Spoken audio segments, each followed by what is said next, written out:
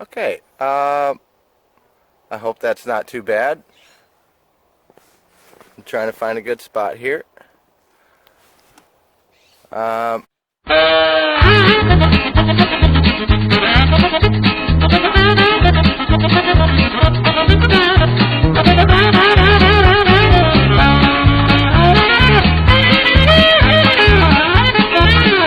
all right, maybe I'll put some Benny Hill skit in there or something for that. I'm sorry. So, my name is Shelby. This is I May Be Homeless, but it's been a while, as you can tell, since I've recorded one of these.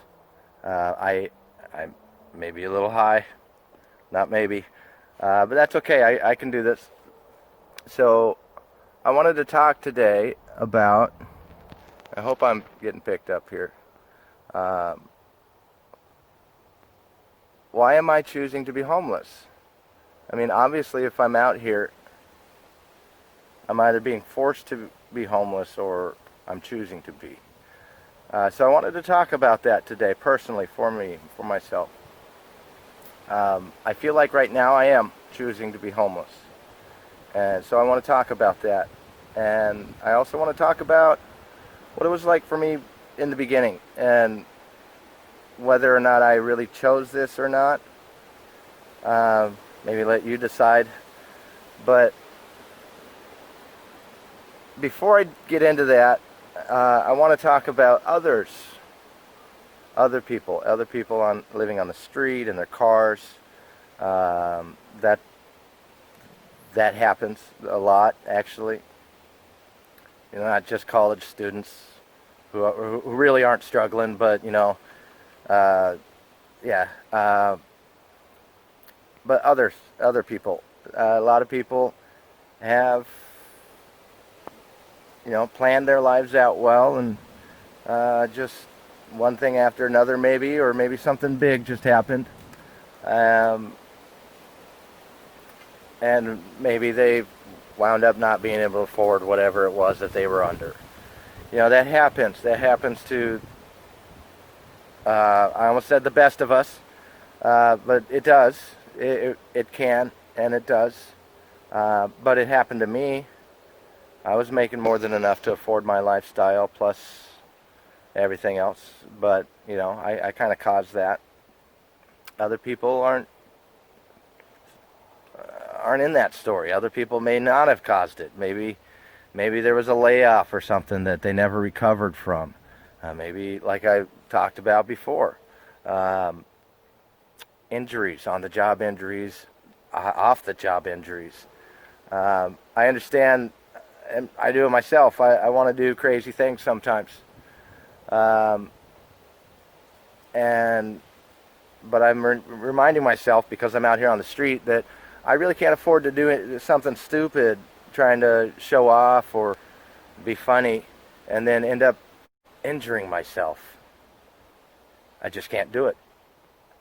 But when you have the safety of a home and a family that to support you, you can do some of that stuff and maybe get away with it. But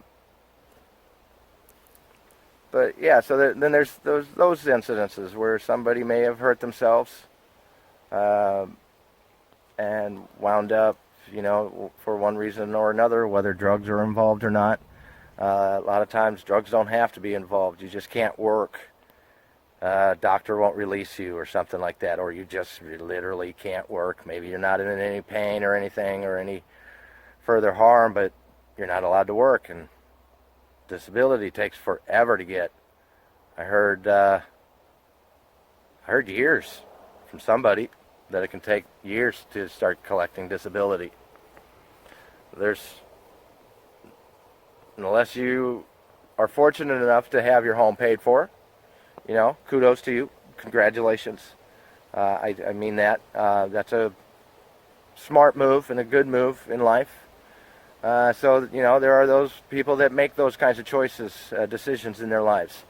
For me, for example, I knew I was set no matter what in an emergency, pandemic or not.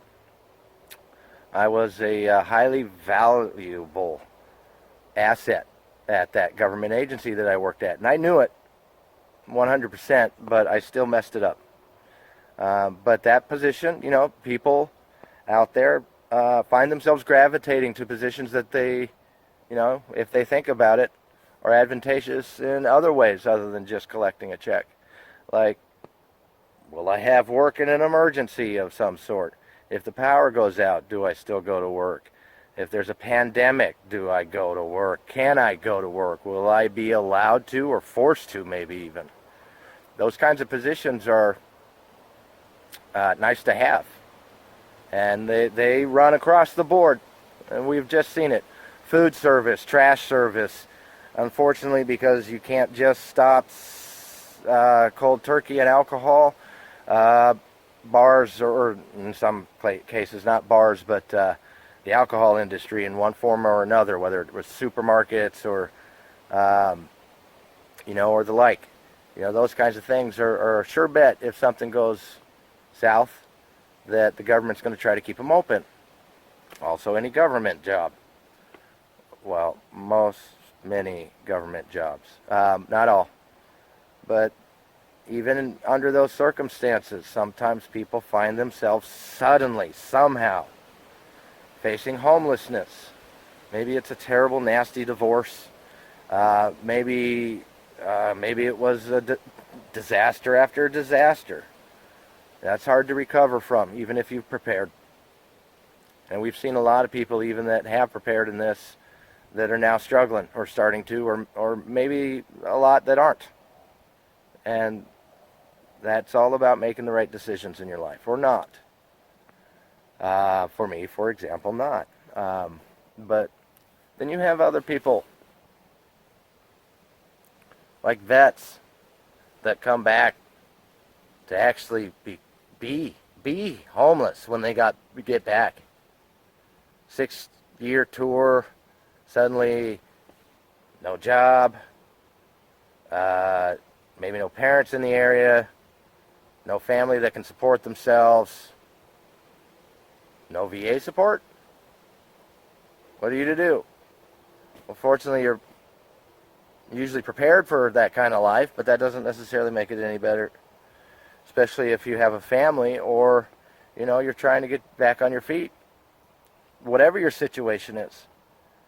And there are people, many, many people, and I'm just going to say it, unfortunately, it's Caucasian people. It's a mark against Caucasian people on the forms you fill out.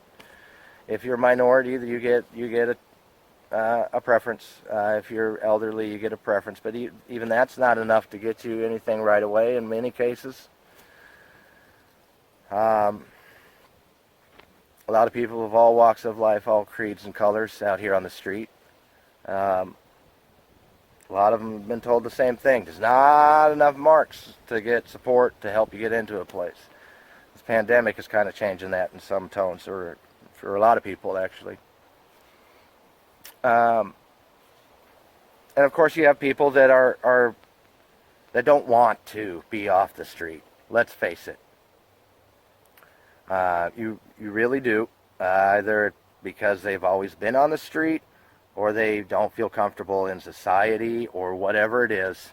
There are definitely people that choose this life, I dare say, for not really the greatest reasons, and struggle still with life, maybe. And then there are others that don't.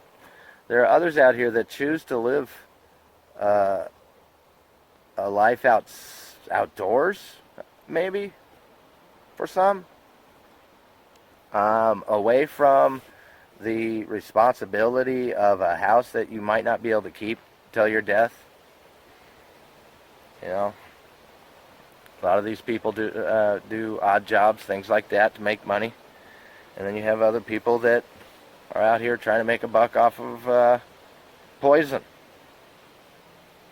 They figure while they're here, they might as well try to get something out of it. And I just don't, I don't understand. I totally understand it, and it just bothers me that exists out here. But it exists in polite society as well. It's not all dark and dangerous, but there's a lot of danger out here on the street, and if you're not ready for it, or if you're not capable of fending for yourself, or taking care of yourself, or being able to build a social network that'll help you take care of yourself, can be difficult. Or maybe you just might get lucky. I feel very lucky every day. I've got such a great support system out here. Not everybody does, and most everybody that's ever been homeless has been told, I'm sorry, and that leads to the condition of what they call chronic homelessness. In and out of shelter, or maybe you've been homeless 3 times or more in the last couple of years. Suddenly you're chronic, and now maybe they might help you.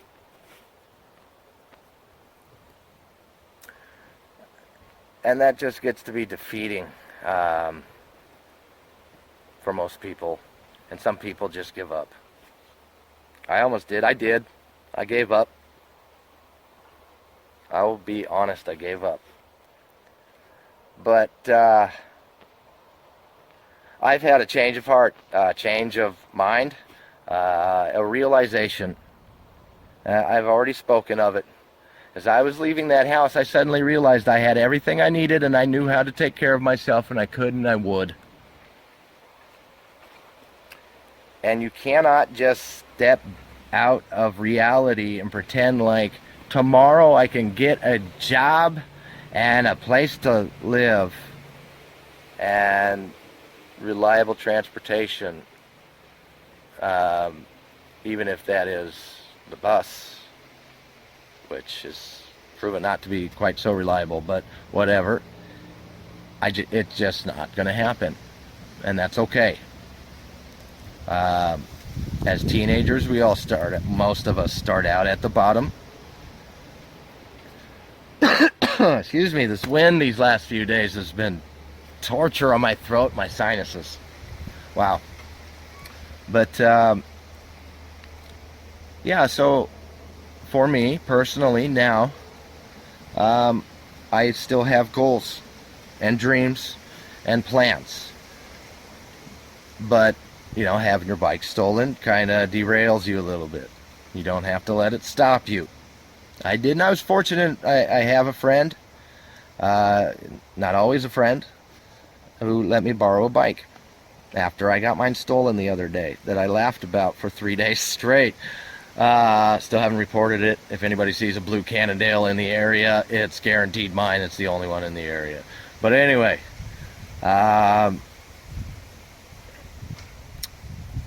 so I know that even without that bike, even without a roof over my head, even without food given to me constantly, I can take care of myself well enough that I can keep myself healthy and happy.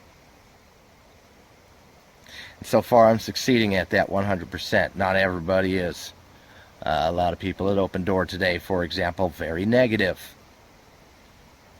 And at one point I let it get to me a little bit, and I reminded everybody basically that if they're not waking up off a concrete slab or trying to get to a restroom real quick before something happens after waking up first thing in the morning, then they might not really have anything to gripe about and should probably keep their mouths shut. But despite those scenarios, many of us are just fine out here, just maybe struggling. I'm still trying to figure out how I can make a steady job, work. But I've got it all figured out up here. I just am working on getting things taken care of. All part of my plan. I've just been slowed down a little bit. Excuse me, getting dry mouth here. I've just been slowed down a little bit, and I'm still moving. So as long as I can say that, then I think I'm doing just fine. And I just keep moving, even if I have to inch closer to my goals.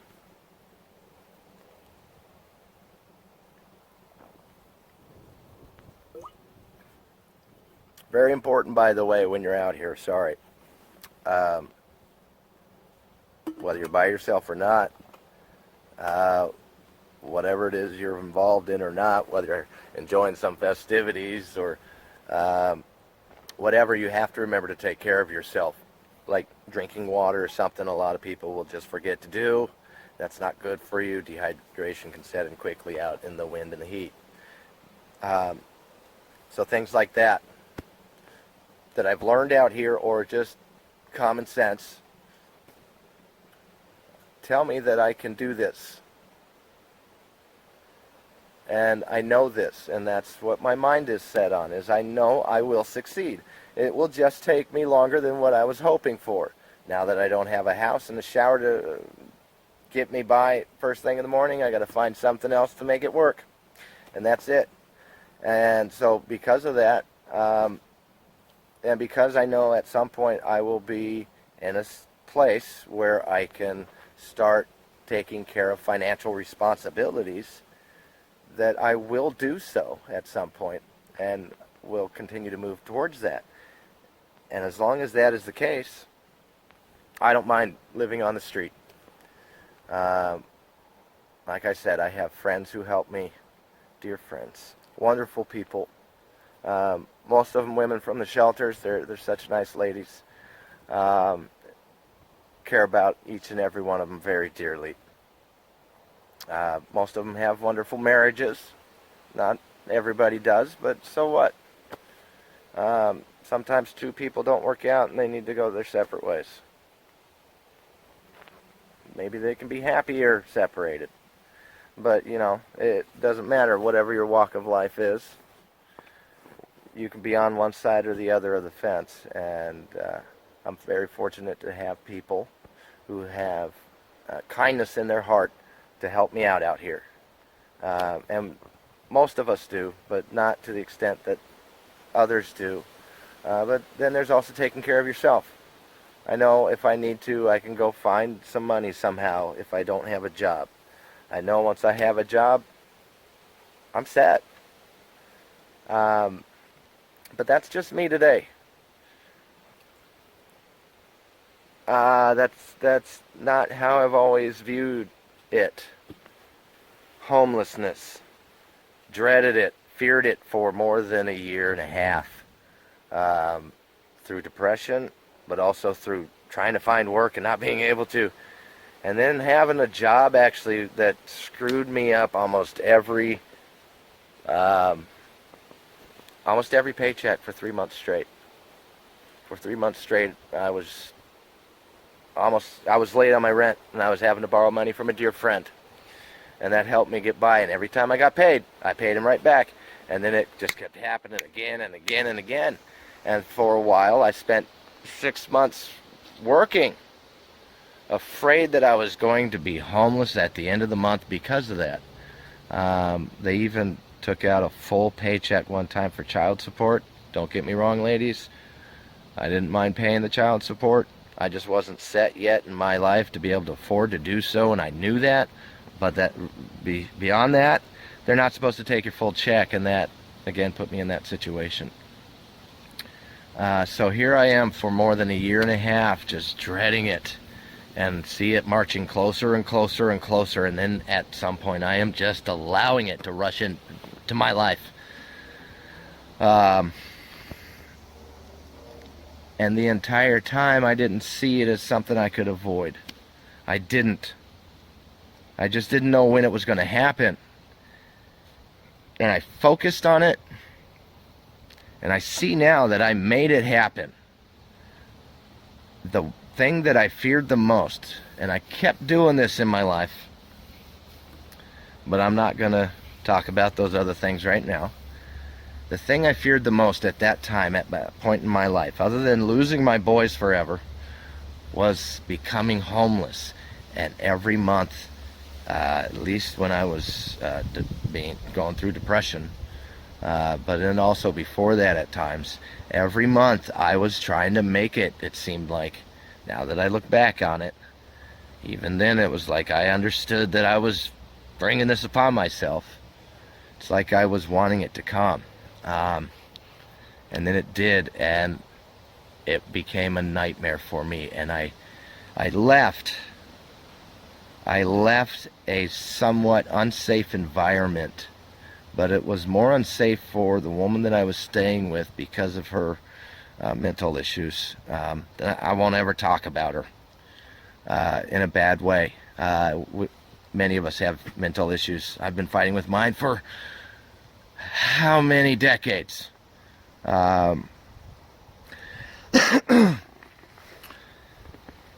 But she was starting to cause herself some serious psychological harm because of me, even though I was in the greatest of spirits. And she was the only one, well, she was not the only one that saw that. But she definitely did.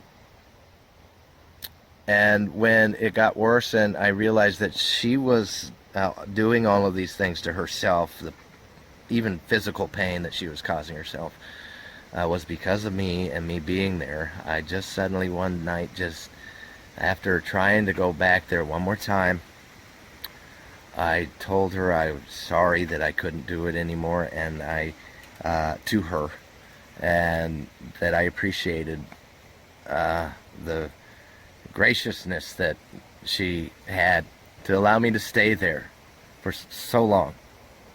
I mean, it was and it wasn't, a month or so, 6 weeks maybe. At my point in my life, it wasn't enough time for me to get my feet on the ground. Well, just barely, but it meant a lot to me, and I still count her as a friend, but I couldn't do that to her anymore, and so I left. And then I started scrambling on trying to find a quick way to get back to the top, to get back into housing. Now suddenly I was calling it housing.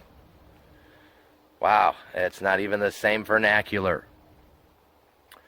I was trying to find a way to get clean, physically clean.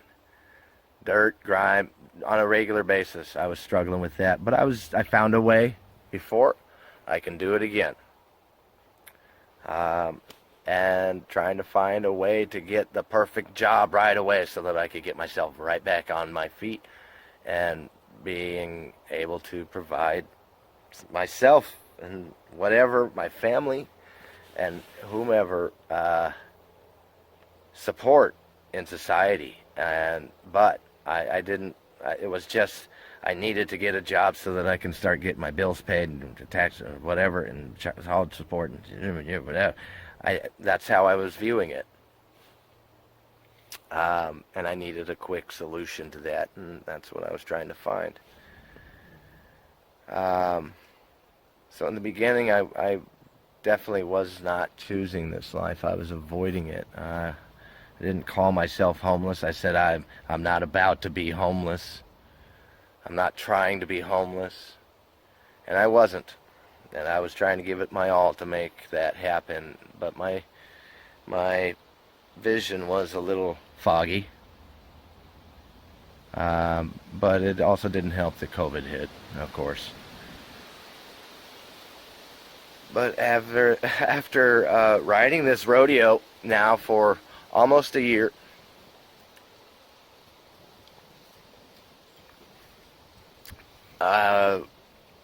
officially, technically, October 8th was when I turned in my paperwork at the apartment, and then after that, I was bound couch surfing, really, so technically homeless. Early October is when I moved out of there late, yeah. So, it's been that long, and it's taken me almost a year to realize that this is something I have a handle on and that I can do. But it was not something that I saw or realized that until just recently. And many people never have that, and so they end up trapped out here. They never have a way. They never find a way. They end up like I was doing. It's just not possible. That bad thing is going to happen. or whatever. Or maybe that kind of thing has happened too many times despite them giving it all. And time just wears on you. I can thoroughly understand that. I'm going to try to choose to see things differently. I have nothing but time. And now that I have nothing but time, I feel like I can do anything.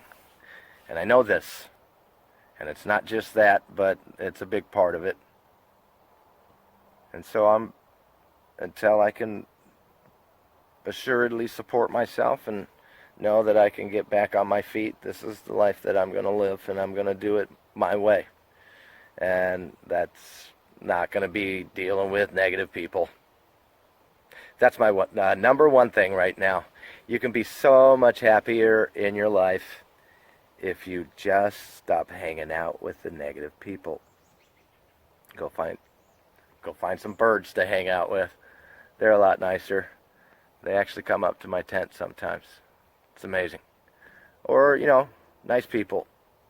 Preferably people you agree with, but not necessarily. If people can keep things peaceable, you can be friends with anybody. And that's how I'm going to choose to use how I'm going to choose to use my life. Or live my life, rather. Or maybe both. Treat people that I might not even necessarily like the company of, as though they're human to begin with and worth something, unless I know otherwise. And who am I to judge? I mean, I'm not the greatest. I'll just leave it at that. I'm going to take this time to say thank you to all my subscribers. Thank you to everybody who's watched it this long. I'm sorry, this is my longest video so far. It's been a while, and this is something I really wanted to get a lot out of, to people. Hopefully people can understand through this. Need to get more water. Yeah, so thank you, subscribers. I appreciate every one of you. Right now I have 3. So if you're number 300 or whatever, thank you for joining us. I started doing this because I want to see change in the world, and I hope people are getting that out of this channel. I'm going to find ways that I can share subscriber-only content very soon, hopefully within the next couple of days. I got some time on my hands because I got kicked out of that open door shelter today for being positive. But seriously, thank you. Thank you, everybody. I hope everybody's having a great day. And I appreciate everybody tuning in. If anybody feels like this is a positive message or wants to share it, please do. I appreciate that very much. I want to get this kind of content out there for everybody. Life is good. We don't have to pretend like it has to be miserable all the time. And I appreciate everybody trying to share that message for me. I see some of the views come in. It's enheartening. So thank you. Not just to my subscribers, but to everybody. Thank you. And I hope everybody's having a great day. I think I know how I'm going to finish mine here. And I hope, as always, everybody, please take care. God bless and have a great day. Thank you very much.